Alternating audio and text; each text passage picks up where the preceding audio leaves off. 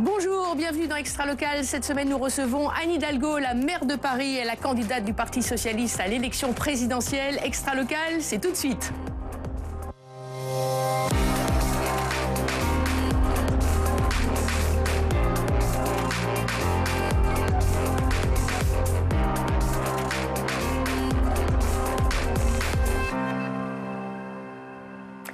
Anne Hidalgo, bonjour. Bonjour à vous. Merci d'être avec nous pour cette petite heure durant laquelle nous allons évoquer votre livre, programme, enfin une partie de votre programme, Une femme française aux éditions de l'Observatoire, publié en septembre. Vous allez être interrogé pendant cette petite heure par 3 journalistes, dont 2 de la presse quotidienne régionale. Je vous les présente tout de suite. À commencer par Jefferson Desports, journaliste politique à Sud-Ouest. Bonjour Jefferson. Bonjour Marie, bonjour Anne Hidalgo. Et bonjour. Présente la Nouvelle-Aquitaine. Également une femme autour de cette table, Valérie Pernette, journaliste à la Nouvelle République et qui représente le Centre Val-de-Loire. Bonjour. Eh bien, bonjour. Bonjour Valérie. Et enfin Steve Jourdain, qui est de nouveau parmi nous. Bonjour Marie. Journaliste politique de Public Sénat.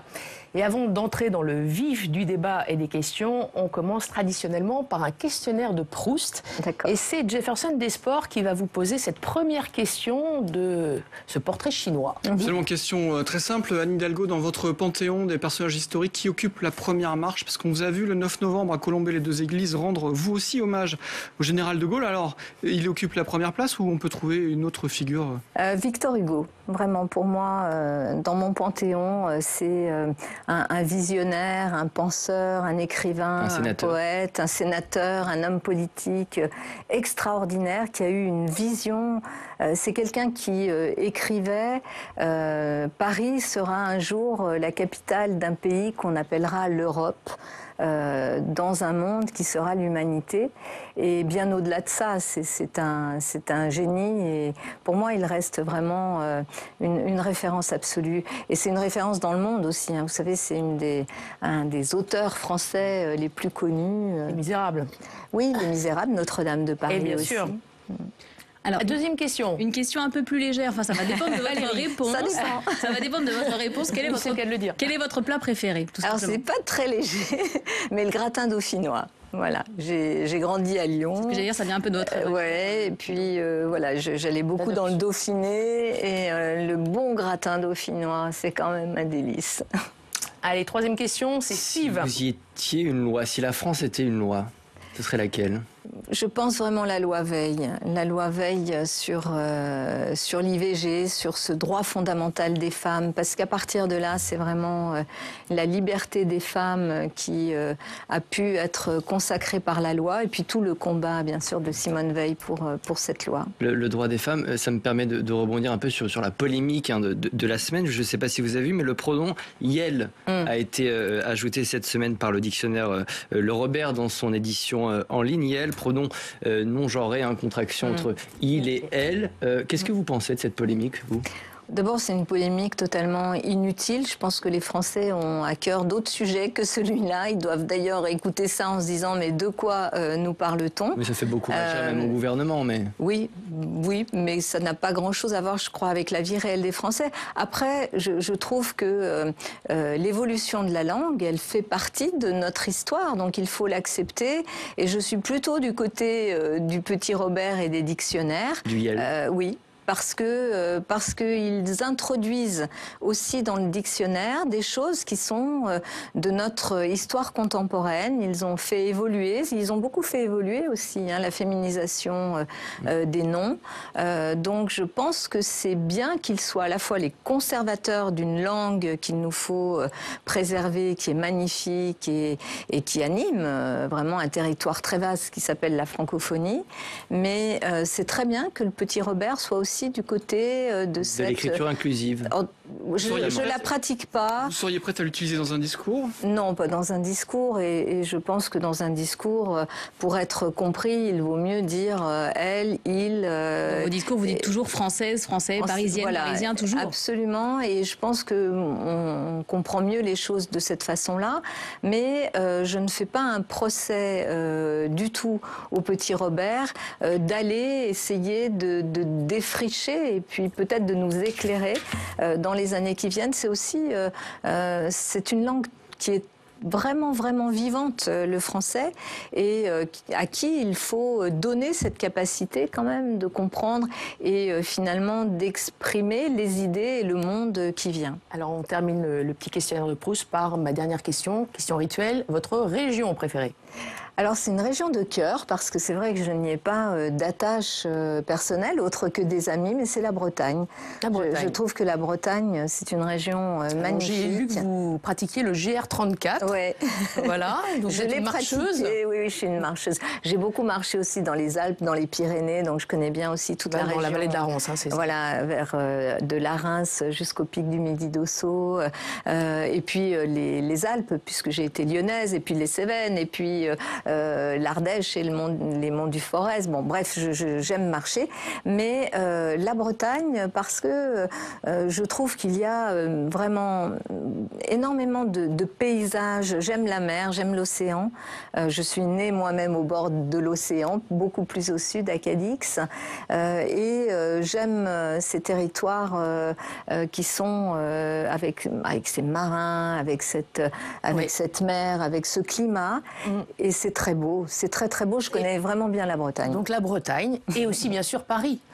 Paris, c'est quand même la ville qui m'a accueillie et dans laquelle j'ai planté mes racines. Dont la gestion et l'État se dégradent. Beaucoup de Parisiens s'en plaignent. Un sondage IFOP a pointé que 80% des Parisiens trouvent que la ville est de plus en plus sale. Il y a un hashtag qui vous irrite particulièrement, c'est le hashtag Saccage Paris. On vous explique ce que c'est. Regardez ce petit sujet Néo qui vous dit tout. Et on en reparle.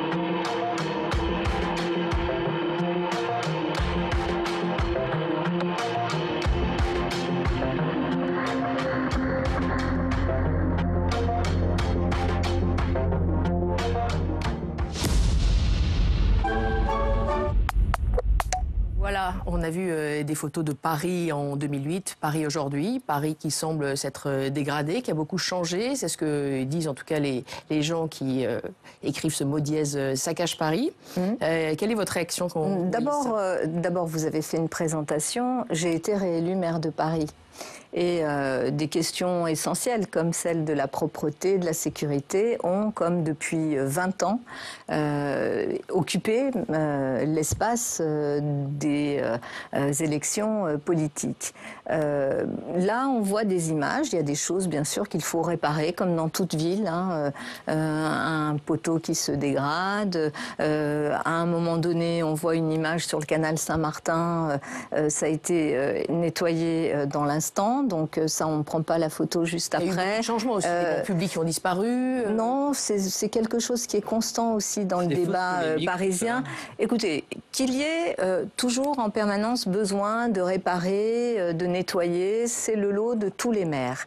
Qu'on me montre une image, par exemple, de la Samaritaine, rue de Rivoli, en disant ça c'est du Saccage Paris, ça pose autre chose. Ce sont des visions, et on a le droit de ne pas avoir la même vision de l'évolution de Paris.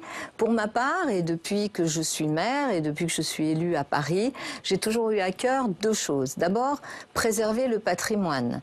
Un patrimoine extraordinaire, et je crois qu'on est une ville dans laquelle personne ne vient nous expliquer qu'on ne préserve pas le patrimoine. On aurait pu montrer aussi la rénovation complète du musée Carnavalet sur l'histoire de Paris. On aurait pu montrer par exemple la place de la Nation que j'ai transformée. On aurait pu montrer la place de la Bastille. Vous montrerez dans les mois qui viennent la porte de la Chapelle avec ces grandes transformations qu'on est en train d'engager. Donc qu'est-ce que ça dit? Qu'il y a des visions conservatrices, des visions différentes de l'urbanisme, de l'aménagement urbain, et c'est légitime. légitime. Hein. Je ne critique absolument pas ceux qui pourraient porter une autre vision. Pas que des conservateurs qui sont derrière ce mouvement. C'est vrai dans tout. C'est vrai dans soutien de campagne. C'est vrai dans tous les. Juste une seconde, permettez-moi de répondre. C'est vrai dans toutes les villes.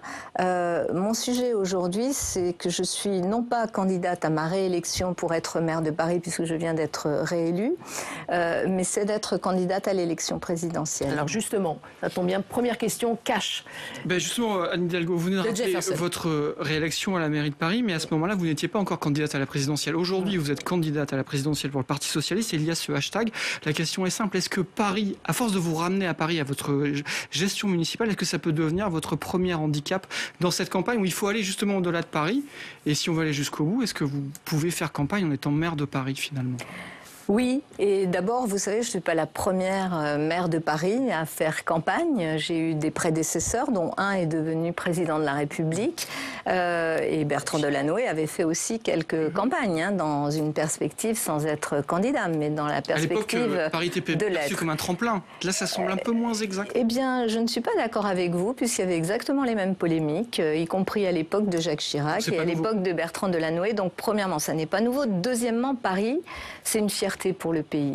Et vous savez, j'étais avec tous les maires lors du congrès des maires qui étaient réunis à Paris hier et avant-hier, et ils me disaient la fierté, la beauté de ma ville, la fierté aussi de voir que dans une ville patrimoniale comme celle-ci, on avait réussi aussi à s'engager dans des transformations qui sont absolument indispensables par rapport notamment à l'évolution des températures, que l'on avait réussi aussi la conjugaison d'une architecture historique et d'une architecture contemporaine. Paris, ça donne aussi une visibilité, un rayonnement. Vous savez, moi, j'ai une activité internationale et européenne très nourrie. Vous croyez vraiment que quand je vais dans le monde, on me dit, mon Dieu, Paris est un handicap? Mais pas du tout. Paris est regardé avec vraiment des lumières dans les yeux. Je viens de recevoir un prix de l'ONU sur l'action climatique de la ville. Eh bien, ce que me disent les femmes et les hommes que je rencontre partout en France, d'abord, ils sont contents que, avec mon histoire politique, avec cet engagement politique qui est un engagement de premier plan, on n'est pas très nombreuses, hein, les femmes, à avoir ce type de mandat, que je vienne les voir, discuter avec eux. Ils savent que être maire de Paris, c'est aussi avoir une expérience, que cette expérience est indispensable, parce qu'on ne peut pas improviser la gestion du pays. Donc non, ça n'est pas un handicap, c'est plutôt un atout. Mais vous écrivez dans votre livre que vous voulez faire de Paris une commune comme les autres, n'est-ce pas? Absolument. Antinomique avec ce que vous venez de nous défendre? Non, parce que d'abord, et c'est vrai, depuis que je suis maire, j'ai tout fait pour essayer de ramener aussi Paris dans le droit commun des communes françaises. Vous savez que Paris a une histoire un peu particulière, c'est que depuis la commune de Paris, les Parisiens étaient punis parce qu'ils étaient considérés comme dangereux. Et donc, ils n'avaient pas le droit d'élire un maire. Ils n'ont pu élire un maire qu'en 1977. D'ailleurs, c'est une loi que Valéry Giscard d'Estaing avait fait voter, qui redonnait ce pouvoir au peuple de Paris. Donc, le fait d'être, en effet, de vouloir remettre Paris dans le droit commun des autres communes, ce que je fais avec, bien sûr, des spécificités. On est la capitale de la France et il y a un certain nombre de spécificités, de fonctions particulières à la capitale qu'il faut accepter. Mais bien sûr, ce n'est pas du tout antinomique. Au contraire, c'est vouloir redonner au peuple et au peuple citoyen de la ville la possibilité de décider de son destin. On va en reparler, Anne Hidalgo, mais cette semaine avait lieu un nouveau conseil de Paris. Rachida Dati, maire du 7e arrondissement, a tiré la sonnette d'alarme sur le budget, sur la gestion de la ville de Paris. Elle a écrit plusieurs lettres au gouvernement, je ne sais pas si vous avez vu, en demandant la mise sous tutelle budgétaire de Paris. Qu'est-ce que vous lui répondez? Je lui ai déjà répondu, donc je ne vais pas le faire ici parce que c'est un sujet parisien et pas un sujet d'élection présidentielle. Alors parlons justement d'élection présidentielle. C'est une opposition qui s'oppose et qui trouve peu d'arguments. La ville vient d'être notée et a vu sa notation rehaussée bien sûr, sur nos perspectives budgétaires. Donc écoutez, voilà, soyons sérieux. Je ne savais pas que j'allais faire un conseil de Paris ici. Non, effectivement, c'est très intéressant. On va parler aussi un petit peu. Oui, bien sûr, mais je suis candidate à l'élection présidentielle. Absolument. Parlons d'élections présidentielles. Parlons aussi des sondages qui ne sont pas très favorables dernièrement. Celui de BVA vous crédite de 4% des voix. Beaucoup à gauche parlent maintenant de plus en plus d'une primaire populaire à gauche. Est-ce que c'est une option que vous envisagez? Est-ce que vous envisagez de renoncer même? Je suis candidate à l'élection présidentielle et j'ai été d'ailleurs investie par aussi le Parti socialiste et je porte un rassemblement qui va bien au-delà. L'élection démarre, en tous les cas la campagne démarre, elle aura lieu en avril, l'élection, et à ce jour, nous ne connaissons pas encore les candidats qui seront tous sur la ligne de départ. Pas tous et non des moindres. Oui, enfin il y a aussi une primaire chez les Républicains. Donc à ce stade, une primaire à gauche. À ce stade, nous ne connaissons pas encore l'ensemble des candidats. Une primaire populaire à gauche. Non, je ne suis pas favorable et je l'ai dit déjà à ce type de primaire. D'abord, pourquoi suis-je candidate? De quoi suis-je candidate? Je suis une candidate portée par le Parti socialiste, portée par des propositions et je porte des propositions social-démocrates. Je suis profondément social-démocrate. Je pense que les solutions, notamment pour répondre à la crise écologique, pour répondre notamment à la crise sociale qui accompagne cette crise idéologique, sont des solutions dans lesquelles il faut de la justice sociale, il faut bien sûr partir de ce changement climatique, mais construire des politiques très très concrètes pour accompagner la transformation de notre économie, accompagner la transformation d'un certain nombre d'emplois, accompagner... On va en parler. Oui, parlons-en. Et donc, je porte cette offre politique qui n'est pas portée par d'autres candidats. Et donc, j'ai déjà répondu à cette question. La question de s'imposer à gauche, Anne Hidalgo, quand on veut justement la représenter et l'incarner, les tenants de la primaire populaire vous disent justement, faisons une dynamique et le meilleur s'en sort, il porte les couleurs et on évite l'éparpillement. Vous connaissez suffisamment la vie politique pour savoir que la division est l'ennemi numéro 1. Vous considérez aujourd'hui que vous êtes sur des lignes de fracture, que la gauche est divisée ou que votre candidature finira par s'imposer? D'abord, il y a une grande division à gauche, à droite, dans le paysage politique, de façon générale. La question, c'est quelles sont les offres qui sont portées. Je ne me reconnais pas dans l'offre portée par Jean-Luc Mélenchon. Je ne me reconnais pas complètement non plus dans l'offre portée par les Verts, qui ne considèrent pas de façon suffisante, de mon point de vue. Et la question sociale, oui, parce que je suis écologiste et qu'aujourd'hui l'écologie n'appartient pas à un parti, mais je pense que pour réussir la transition écologique, il va falloir des mesures sociales. Donc nous ne portons pas les mêmes propositions, il faut laisser le débat se dérouler, se développer. Les Françaises et les Français auront bien sûr à se prononcer et ils choisiront. Et je construis un rassemblement. Ce rassemblement est très large, je l'ai dit, il y a d'une part le Parti socialiste, il y a d'autre part aussi mon équipe de France des maires, qui est nombreuse, implantée partout dans le pays. Et c'est avec cette force politique-là que nous allons faire campagne, porter nos propositions et transformer l'essai. Allez, on poursuit. Il y a deux parties dans cette émission, Anne Hidalgo. On commence par la première partie.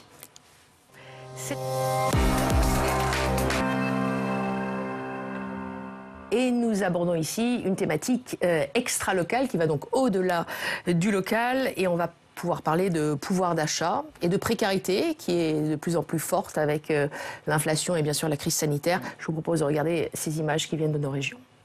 Depuis un mois, Françoise Devant vit sans douche ni fenêtre et se prépare à passer l'hiver dans un courant d'air. Là, je chauffe avec mon petit poêle à pétrole pour l'instant. Juste pour me réchauffer les pieds, parce qu'avec les courants d'air, c'est bon pas. Ah non, là, je vis vraiment dans ces moments de dire, je vis dans le froid. Cette maison fait partie de la cinquantaine de logements insalubres répertoriés chaque année en Indre-et-Loire par Solia 37. Cette association Tourangelle accompagne Françoise Devant ainsi que 700 autres ménages par an dans la rénovation énergétique de leurs bâtiments.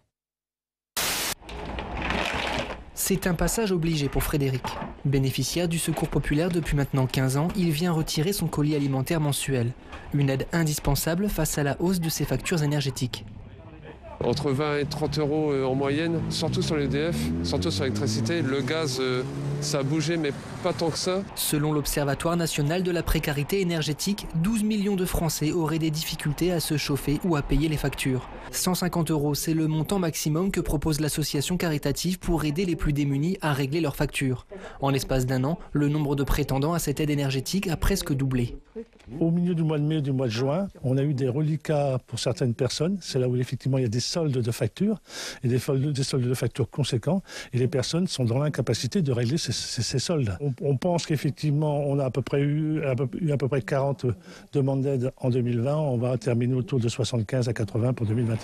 Depuis fin octobre, la campagne d'hiver des inscriptions pour les personnes accueillies au sein du Resto du Cœur a débuté. Selon le siège national de l'association, une augmentation de 15% est attendue avec de nouveaux profils, conséquence de la crise sanitaire. Des personnes qu'on ne voyait pas précédemment. Comme les jeunes, c'est vraiment un phénomène nouveau si vous voulez. Puis à l'autre bout du spectre, je dirais, il y a aussi les personnes âgées. Quand vous avez un certain âge, pouvoir dire voilà, j'ai pas assez d'argent pour finir mon mois et je viens vous voir, c'est toujours difficile de pousser la porte des restos, que l'on soit jeune ou plus âgé. Les inscriptions sont ouvertes durant toute la campagne d'hiver jusqu'en mars prochain. Quant aux distributions, elles débuteront à partir du 23 novembre dans les 35 centres du département de la Somme. On vient de voir des images et des propos de plus en plus alarmants avec des jeunes qui sont de plus en plus nombreux. Votre réaction ? C'est à cela qu'il faut répondre, c'est à cela que nos débats doivent servir, c'est à cela que l'élection présidentielle doit servir, c'est montrer ce qu'est la vie aujourd'hui des Françaises et des Français. Je propose plusieurs choses. On voit bien que sur la question du pouvoir d'achat, d'abord il y a un problème de salaire au départ, il y a un problème de travail, il y a un problème de réindustrialisation de nos territoires. Donc je fais un certain nombre de propositions dans ce sens-là. Le salaire que vous proposez ? J'ai proposé qu'il y ait, si je suis élue, il y aura une grande conférence sur les salaires. Ça, vous en parlez déjà dans votre livre. J'en parle dans mon livre et j'en ai parlé pour ce qui est du SMIC, mais pas que le SMIC, parce qu'il faudra parler salaire, conditions de travail. Parler de tous les métiers. Et de tous les métiers. Il serait supportable de relever tous ces salaires. Et vous citez la CFDT qui propose 15%. La CFDT propose 15% et moi je propose une négociation interprofessionnelle et de branche sur l'augmentation des salaires parce qu'il faut que le travail puisse payer et que le problème que l'on a aujourd'hui en France, pour ceux qui travaillent, c'est que le travail ne paye pas. Quand vous avez des personnes, et je les croise tous les jours dans mes déplacements partout en France, quand je vois des personnes qui, pour certaines, vivent avec 900 € par mois, ça c'est plutôt des retraités, ou des jeunes et des moins jeunes qui gagnent 1200 € et qui doivent se loger, avoir une famille, se nourrir, etc. Ça ne marche pas. Qui ne joue pas le jeu, Anne Hidalgo? C'est un problème de coût du travail, c'est un problème de patronat, c'est quel est le... Où est-ce que le regard... Je pense qu'on a... Et d'ailleurs, le regard sur la France depuis l'extérieur, il est assez sévère sur la place des salaires, sur le fait qu'une grande partie du profit des entreprises est plutôt allée vers les dividendes, qu'il y a eu des creusements d'écarts de salaire considérables dans notre pays entre les moins bien payés et les mieux payés. Donc il faut absolument, mais je crois qu'il y a une prise de conscience, une prise de conscience y compris dans le patronat. J'ai eu l'occasion d'en discuter bien sûr avec les organisations syndicales, mais aussi par exemple avec le MEDEF, pour que le travail puisse vraiment mieux rémunérer et mieux permettre de vivre de son travail. Il va falloir augmenter les impôts selon vous, Anne Hidalgo? Ensuite, avant de parler d'augmentation des impôts, je voudrais parler de la précarité énergétique qui est encore beaucoup plus importante parce que je ne suis pas pour l'augmentation des impôts pour aller vite. Mais cette précarité énergétique, il faut la régler. Et il faut la régler comment? Moi, j'ai proposé que le plan de relance serve à cela. Il ne sert pas à ça. Il y a environ 4 millions de passoires thermiques en France. Là, on en a vu une avec des niveaux quand même de précarité très grands et qui coûtent très cher aux gens qui habitent dedans et qui, du coup, se privent de chauffage. Et en plus, on a un phénomène là, plus que conjoncturel, qui est l'augmentation des prix de l'énergie.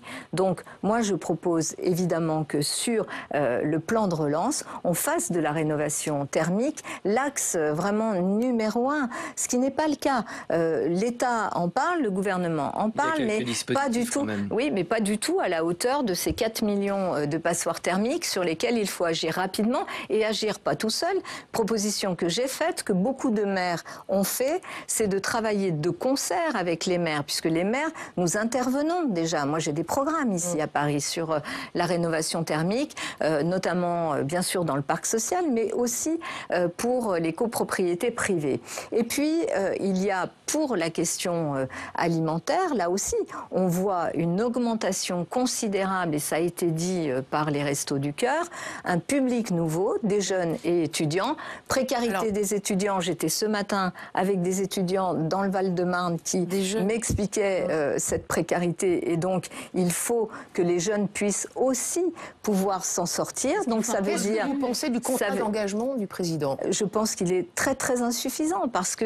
vous-même vous aviez réclamé une aide exceptionnelle déjà en juin 2021. Exceptionnelle dès juin 2021. J'avais dit 500 € pour tous les... oui, sauf que là, ça concerne beaucoup moins de monde, puisque ça ne concerne que, je dirais, 400 000. Une classe d'âge, c'est 700 000, 800 000. Tous les jeunes doivent être concernés. Moi, ce que je propose, c'est que bien sûr, il y a une aide d'urgence pour tous ces jeunes que l'on voit, que nous, les communes, souvent, et les départements, nous soutenons financièrement sur toutes les distributions alimentaires, mais qu'au-delà, moi, j'ai une proposition qui concerne les jeunes de notre pays. C'est par exemple de faire en sorte que pour tout ce qui sera formation post-bac, on ait une généralisation des dispositifs en alternance, ce qui permettra bien sûr aux jeunes d'avoir d'abord une stabilité, d'avoir une possibilité de poursuivre ses études sans devoir travailler à côté sur un boulot qui n'a rien à voir avec vos études, tout en étant rémunéré. Moi, je propose... Dans votre livre, apprendre en travaillant. Apprendre en travaillant, et ce que je propose, c'est une généralisation des formations en alternance. D'ailleurs, c'est une mesure qui est très très soutenue par la plupart des jeunes, des organisations syndicales et même patronales que j'ai pu rencontrer, ce qui donne aussi évidemment une rémunération aux jeunes, mais une rémunération qui s'inscrit dans son parcours, notamment d'enseignement supérieur. C'est vrai qu'il y a pas mal de mesures que vous proposez dans votre livre. Il n'y a pas les financements en face. Comment vous financeriez tout cela? D'abord, vous avez raison, il faudra présenter le financement global. Et c'est une question de priorité, chère madame. Selon d'ailleurs nos orientations politiques, on n'a pas les mêmes priorités. Moi, je ne suis pas... Oui, par exemple, je ne suis pas pour que l'on continue à verser des aides aux entreprises sans contrepartie aucune, ni sociale, ni environnementale. C'est pour ça que et je l'ai déjà dit, que je suis pour le rétablissement de l'ISF, et que ce soit un ISF climatique, c'est-à-dire que les sommes, les grosso modo 4 milliards engrangés par l'ISF qui avait été supprimé, puissent être vraiment accordés justement à cet accompagnement des classes moyennes et des catégories populaires qui sont frappées directement par cette transition écologique. Et évidemment, cela veut dire aussi revoir nos priorités. Mes priorités, elles seront très claires, elles seront au service d'un pays qui sera plus juste qu'il ne l'est aujourd'hui. Alors c'est vrai que la transition écologique fait partie de vos priorités, c'est ce que vous dites. Elle représente que 19 pages dans votre livre. Je ne l'ai pas compté comme ça. Sur les 200. En tout cas, je les ai lus. Ce qui est ressorti, c'est parmi vos propositions, c'est 100% d'énergie renouvelable en 2050. Est-ce réaliste?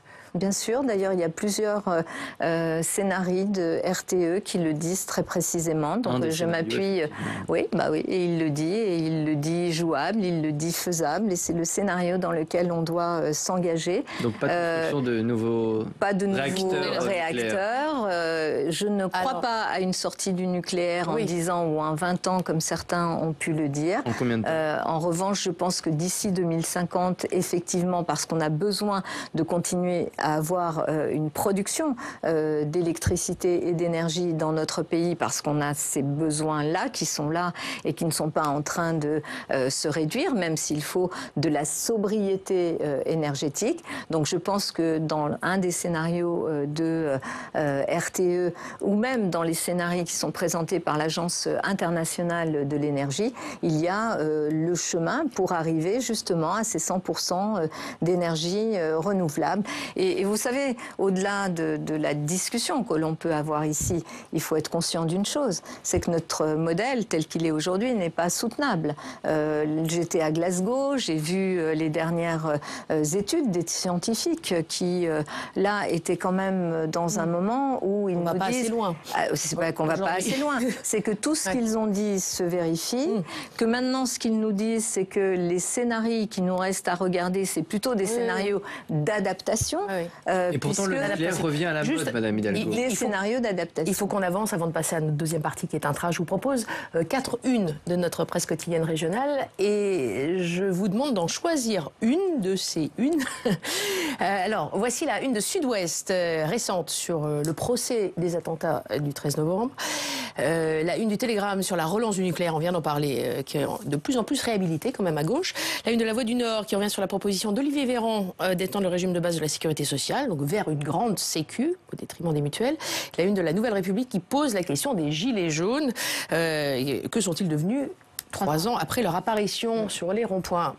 Quelle une choisissez-vous pour commenter Les 4 unes sont des unes sur des sujets importants. Évidemment, le sujet du terrorisme et le témoignage de Bernard Cazeneuve avec lequel j'ai vécu, avec lui, avec François Hollande, cette épreuve-là, forcément, est quelque chose qui a bouleversé nos vies et ma vie aussi.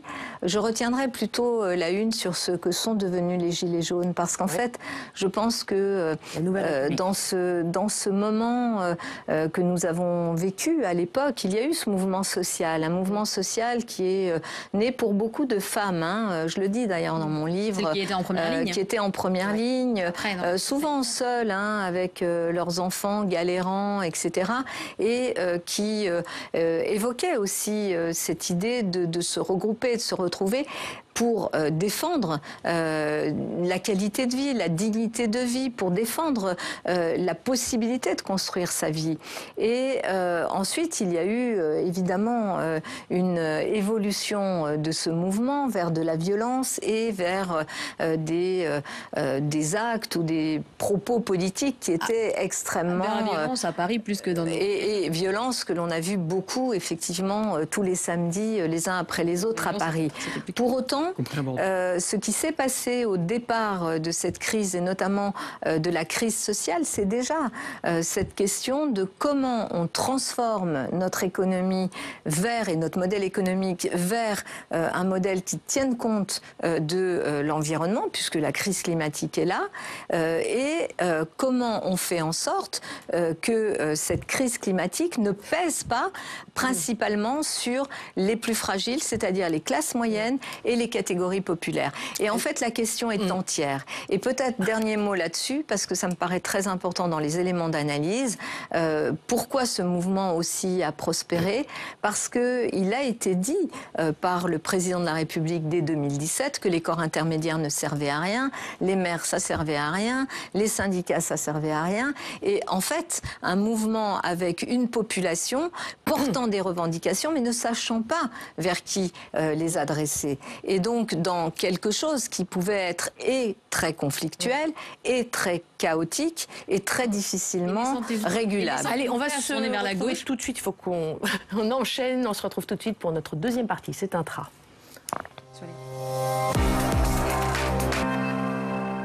Ça dépend, moi j'en vois beaucoup dans mes... Allez, c'est la deuxième partie intra-locale. On plonge dans nos territoires avec pour chaque région un journaliste qui va porter un dossier, une question sur sa région spécifique, sauf Steve bien sûr. Et on va commencer par cette initiative clivante dans le sud-ouest. Il s'agit de la LGV, la ligne grande vitesse. Regardez. Située sur le tracé de la future ligne à grande vitesse Bordeaux-Toulouse, la maison de Christine et Georges est plus que jamais menacée. En cause, un viaduc qui doit passer juste au fond de leur jardin. Le tablier de la LGV prend du coin de la maison de mon voisin, vient jusqu'au-dessus de ma serre. Le couple avait construit cette maison de ses propres mains en 1997. Après tant de souvenirs partagés ici, il n'imagine pas devoir la quitter un jour. Feugarol est un petit village tranquille d'1 millier d'habitants. Mais ici, la future LGV concerne bon nombre d'exploitations agricoles, comme celle de Benoît. J'imagine même pas parce que j'y crois pas. Pour moi, voir des caténaires et des rails, pour moi, c'est pas possible. Si le projet aboutit, les trains vont passer au beau milieu de ces vignes. Un tiers de ces terres serait ainsi rayé de la carte. Dans cette zone très touristique se trouve le château de Trinquéléon qui accueille 6000 visiteurs par an. Le viaduc, haut de presque 70 mètres, viendrait ici boucher l'horizon, réduisant considérablement son attrait. Il n'y aura pas que le visuel, c'est qu'on va avoir énormément de bruit. C'est un des plus jolis châteaux du 18e, du Lot-et-Garonne, qu'on va défigurer pour aller soi-disant plus vite, pour gagner un quart d'heure. C'est scandaleux. Les habitants de Feugarolles se sont rassemblés ce matin pour manifester leur colère. Les travaux de la future LGV pourraient débuter en 2025. Voilà la polémique sur la LGV qui va relier Toulouse à Bordeaux et c'est Jefferson. Écoutez, oui, c'est un dossier local qui occupe beaucoup en ce moment, vous le savez, Anne Hidalgo. Alain Rousset, le président de Région Socialiste que vous connaissez, est pour ce projet, cette extension vers Toulouse. Le maire de Bordeaux, écologiste Pierre Hermic, est contre. Qu'est-ce que vous dites, vous, maire de Paris? Parce qu'il s'agit de mettre Toulouse à 3 heures de Paris et c'est deux questions en une. Est-ce que Paris pourrait être un financeur de cette extension? Paris, en tant que ville, ne peut pas financer l'extension. Mais en tant que collectivité, ne peut pas financer cette extension. C'est le rôle de l'État, quand même, de Vous savez que les collectivités locales sont mises à contribution. Oui, d'accord. Souvent, beaucoup. Et hier, il a été beaucoup question au Congrès des maires du fait qu'on assume une part de dépenses pour l'État sur lesquelles on n'est jamais remboursé. Donc, je laisse de côté cette question. Mais en revanche, sur le fond, oui, je suis favorable. Je suis favorable. Il ne s'agit pas d'aller plus vite. Et il ne faut pas opposer les transports. Je pense que le ferroviaire, le fait de pouvoir développer du ferroviaire partout dans notre pays, c'est absolument indispensable. Malgré l'impact écologique. Alors c'est vrai que c'est très dur, de terre. Bien sûr, et je vois bien et je comprends tout à fait la détresse des personnes à qui on dit voilà, là passera une voie de chemin de fer. Bien sûr que je comprends cette détresse-là et ce n'est pas un sujet nouveau ni même simple à résoudre parce que l'indemnisation, on voit bien, elle est forcément dérisoire par rapport à une vie construite à un endroit.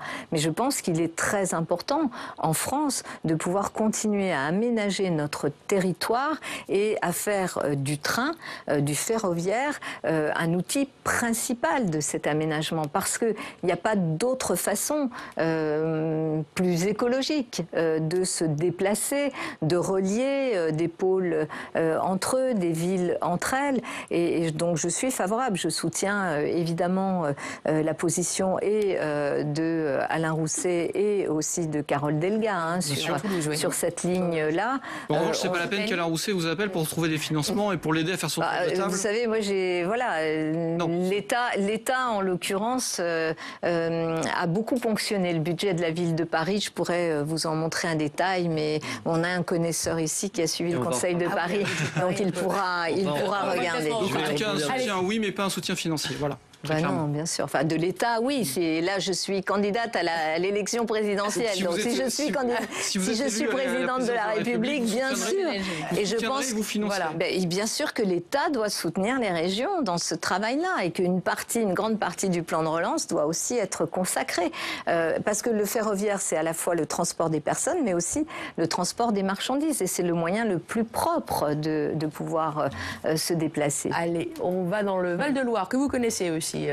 Oui, c'est Valérie qui vous pose une question sur la désindustrialisation, je crois. Oui, parce qu'on a un exemple, malheureusement, c'est assez fréquent, d'une usine qui est menacée de fermeture. C'est le dernier fabricant français de jantes en aluminium, près de 300 emplois en redressement judiciaire depuis le printemps. La décision du tribunal de commerce de Paris est attendue pour le 23, la semaine prochaine. Le président de la région Centre, François Bonneau, vous connaissez aussi, vient d'écrire à l'État pour demander un coup de pouce. Il vient de dire que la région était prête, elle, à mettre 5 millions d'euros. Est-ce que c'est à l'État ou aux régions d'aider les entreprises à ne pas partir, parce que c'est le dernier fabricant français? Quel est votre rôle, quelle est votre position là-dessus? Est-ce à l'État, aux régions? Tout le monde doit-il travailler ensemble? Les deux. Lutter contre la Les deux. Si je suis élue présidente de la République, je travaillerai directement avec les régions. Les régions, je le dis souvent, ce sont vraiment les endroits où se pense aussi la stratégie économique d'un territoire. Et souvent, quand on parlait de Carole Delga ou de Alain Rousset, je pense que ce sont des vrais ministres de l'industrie aussi et de l'économie à l'échelle de leur territoire. Donc oui, c'est les deux. Mais on a aujourd'hui un État qui considère qu'il n'a pas pas à s'en mêler, qu'il n'a pas à accompagner les régions parce que finalement le marché fera son œuvre. On a vu ce que ça donne hein, quand on laisse le marché tout seul faire son œuvre. On se retrouve avec des pénuries de médicaments. Aussi, avec de l'énergie. Je pense au marché de l'énergie qui aujourd'hui se produit beaucoup plus localement pour se distribuer localement. Donc on peut, et je vois qu'il existe dans le pays, je l'ai vu dans la Somme, je l'ai vu dans les Deux-Sèvres, des SEM, des sociétés d'économie mixte qui existent et qui permettent justement de travailler sur les questions d'énergie à l'échelle d'un territoire. Mais je pense qu'il faut cette coopération entre l'État et les régions, pas dans un lien de subordination. Vous savez, hier au Congrès des maires, j'étais frappée par ce discours du président de la République, qui est un discours alors totalement assumé de Jupiter et de ses sujets, qui d'ailleurs... Il a attentes Macron hier. Pas vraiment, non. Je crois que c'est 5 ans là, enfin pas tout à fait 5 ans, de rendez-vous totalement manqués avec les maires, les élus locaux, parce que il a une conception qui consiste à dire que les élus locaux sont finalement des exécutants des décisions de l'État qu'il prend lui en tant que chef de l'État. Mais par exemple, que l'État considère que les élus locaux sont des contre-pouvoirs. Des contre-pouvoirs ou des postes de dépenses ou des simples exécutants de politiques qui doivent être... On a eu une démonstration hier, il nous a fait une démonstration théorique de sa conception du rôle des élus locaux qui étaient finalement des agents de l'État dont lui était le chef. Hein. C'était à peu près les éléments du discours. Moi, je pense que c'est une vision mais totalement archaïque, totalement d'un autre temps. Et s'il ne veut pas... Je ferai une grande loi de décentralisation dans laquelle non, c'est pas une grande loi, c'est des petites lois, des petites broutilles, ça a été dit par les 35 000 maires qui étaient voilà. Hein. Et d'ailleurs, s'ils avaient été d'accord avec ça, ils auraient voté pour le candidat du président de la République à l'AMF, ce qui n'a pas été le cas non plus. Donc, il se trouve que oui, je ferai une loi de décentralisation, mais au-delà de la loi de décentralisation, c'est vraiment m'appuyer sur ces pouvoirs locaux, sur les régions, sur les communes, sur les départements. Chacun en fonction, bien sûr, du champ de compétences qui est le sien. Mais pour ce sujet de réindustrialisation, oui, je m'appuierai sur les présidents de région pour soutenir l'économie locale, pour soutenir à la fois des entreprises qu'on doit soutenir pour qu'elles ne ferment pas, mais aussi des entreprises qu'il faut remettre. Je pense à tout ce secteur de la santé. Je vous parlais tout à l'heure des pénuries de médicaments, de masques, etc.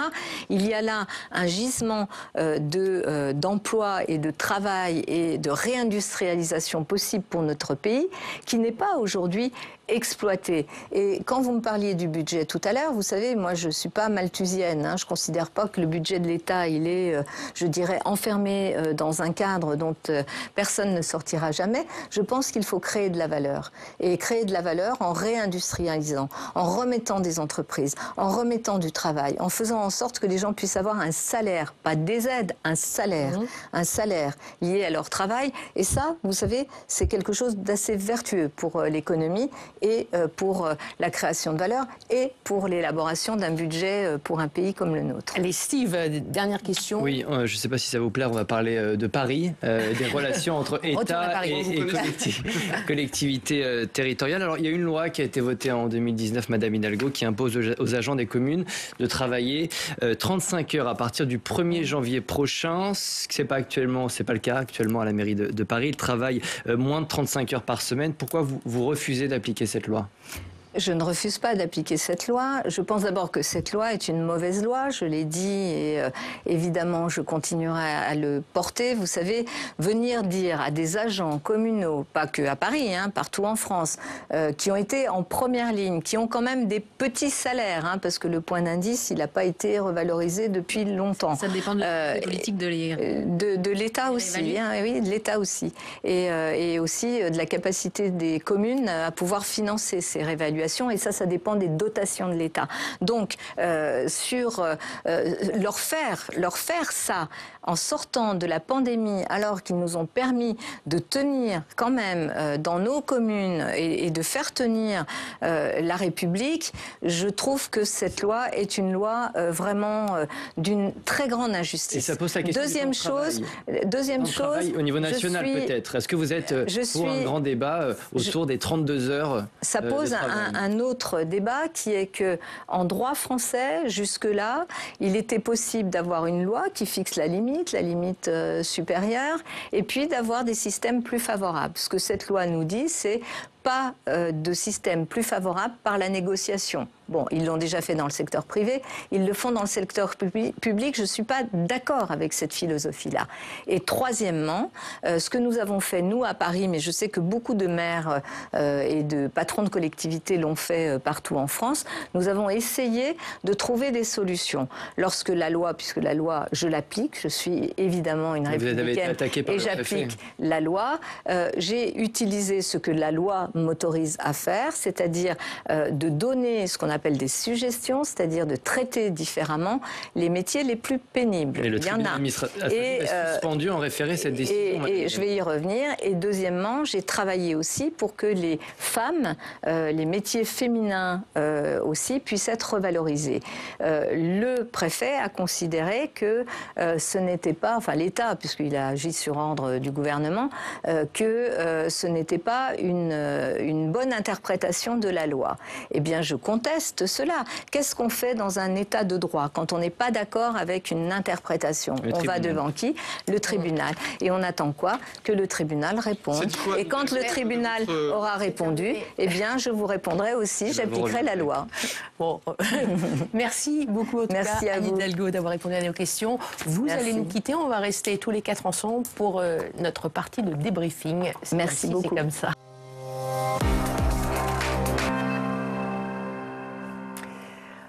On se retrouve pour le débrief et pour les séquences qui vous ont marqué, vous les éditorialistes. Jefferson, je commence par vous, pour Sud-Ouest. Alors écoutez, moi j'ai retenu cette phrase, enfin, c'est une double phrase, c'est-à-dire elle nous dit « Je ne suis pas pour la hausse des impôts, mais il y a un mais ». En revanche, elle veut rétablir un ISF climatique, donc dédié à la lutte contre le réchauffement climatique. Au fond, c'est une sorte de, en même temps, un petit peu baroque, mais c'est peut-être pas très surprenant, parce qu'elle nous a dit aussi que c'était une marcheuse.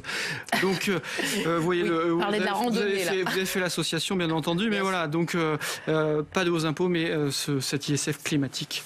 Voilà. Ouais, à retenir. En même temps, baroque. Baroque. Valérie? Moi, j'ai trouvé qu'elle avait quand même beaucoup, et c'est très important dans son livre, c'est la relation de travail. Elle dit il faut que le travail paye. On sent son passé de syndicaliste. Hein. Elle était elle-même militante. D'inspectrice du travail. D'inspectrice du travail. Elle était elle-même militante à la CFDT, je crois qu'elle dit dans son livre. Donc c'est une notion qui lui est chère et qu'elle veut défendre. Elle veut défendre. Elle veut défendre la santé et l'école. Il y a le travail. Il y a le travail. Elle veut défendre les salaires, augmenter les salaires et puis. Mais c'est un peu comme tous les candidats. Hein, j'ai l'impression. Le thème du pouvoir d'achat, c'est vraiment un des thèmes centraux de cette campagne. Je ne sais pas si vous avez senti une particularité dans ces propositions, peut-être vous. Moi, j'ai pas vu pour l'instant le détail de son programme en matière de salaire. À une conférence salariale. Comme Valérie Pécresse qui était là. Valérie Pécresse, elle était sur ce plateau il y a un mois. Elle propose aussi une grande conférence salariale.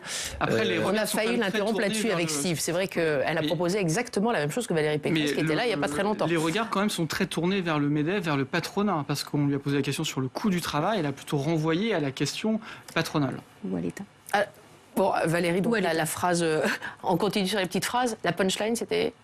Il faut que le travail paye. Ah, il faut que le travail paye. Voilà. Et vous, Steve, c'était quoi votre punchline alors, punchline, je ne sais pas, mais en tout cas, c'était effectivement quand on l'a interrogé sur l'idée d'une primaire populaire. Vous savez, il y a cette campagne qui a été lancée sur Internet pour que les candidats de gauche participent à une grande primaire à partir du mois de janvier. Bon, ça, elle dit niet, elle dit exactement, je ne suis pas pour une primaire populaire.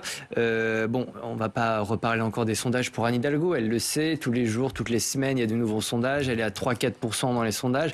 On peut dire que c'est un truc de journaliste politique, hein. D'ailleurs, quand on parle proche d'Anne Hidalgo, Anne Hidalgo elle-même, elle dit, bon, bah, nous, les sondages, vous savez, on s'en fout un peu, on les regarde pas. Ce qu'elle rappelle surtout, c'est que pendant toute la campagne municipale à Paris, et là j'y reviens, les sondages la donnaient toujours perdante. Et elle s'appuie toujours là-dessus, au fond, sa référence, ça reste sa réélection à la mairie de Paris, où là, elle a déjoué quand même les pronostics, parce qu'on lui promettait l'enfer, et elle a eu l'enfer, et elle en est sortie gagnante. Il y a là une forme, c'est ce qui la soutient, c'est presque sa canne pour avancer. Mais elle a raison de ne pas se fier uniquement aux sondages. Il ne faut pas y aller, il ne faut pas aller à l'élection présidentielle. Il y a une phrase que disait... Elle est déterminée là-dessus. Ah oui, bah ça elle est déterminée. Elle ira sans doute, peut-être jusqu'au bout, ça on ne sait pas. Il y a eu une phrase de Shimon Peres. Carole Delga l'a dit d'ailleurs, qu'elle irait jusqu'au bout. L'ancien Premier ministre israélien qui disait les sondages, c'est comme les parfums, il faut les sentir, les renifler, mais il ne faut pas s'en enivrer. Bon là, pour Anne Hidalgo, c'est clair, il ne faut pas s'enivrer de ces sondages, mais évidemment, elle les regarde, elle les renifle, elle voit ce qui se passe, et même autour d'elle, hein. C'est ce qui se dit. Est-ce qu'on va continuer comme ça? Jusqu'à quand on va continuer comme ça avec ces sondages 3 à 4%? C'est pour ça que l'idée d'une primaire populaire n'est pas complètement exclue dans son entourage, mais elle, on l'a entendu tout à l'heure, elle exclut complètement pour l'instant. Elle ne peut pas tellement faire autrement. Pour l'instant, elle a encore un peu de temps, mais si début janvier, on est toujours là, au-delà de la question politique, arrivera une question financière, parce que le Parti socialiste pourrait rentrer dans des zones de turbulence, parce qu'en dessous de 5%, il y a un défaut de remboursement. Et là, pour le coup, quand on a déjà vendu le siège de Solferino, la question de la ressource pourrait se poser. Et là, on en revient à l'histoire de la primaire populaire qui permettrait d'avoir un seul candidat et finalement de mutualiser une campagne sur le plan du financement.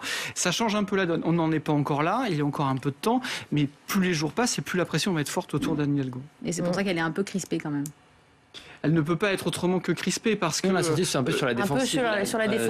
C'est un peu ce qu'on a ressenti sur le plateau pendant cette interview. La situation est dure parce qu'effectivement, Emmanuel Macron n'est pas encore candidat officiellement, même s'il l'est dans ses propos. La droite va avoir son candidat début décembre. Tout le monde va occuper l'espace et l'espace va se réduire aussi pour elle, que ce soit en temps de parole, que ce soit en exposition. Voilà, la compétition va se resserrer. Et si on n'émerge pas pendant qu'il y a encore des espaces libres, comment on émerge par la suite ? Mais c'est vrai que la candidature d'Emmanuel Macron va sans doute accélérer les choses, va changer un peu, pas les rapports de force, mais en tout cas la tonalité des échanges. D'ailleurs, Anne Hidalgo était hier au Congrès des maires. Elle n'a pas été très offensive contre Emmanuel Macron. Bon, c'est peut-être aussi... Elle était beaucoup plus sur ce plateau aujourd'hui.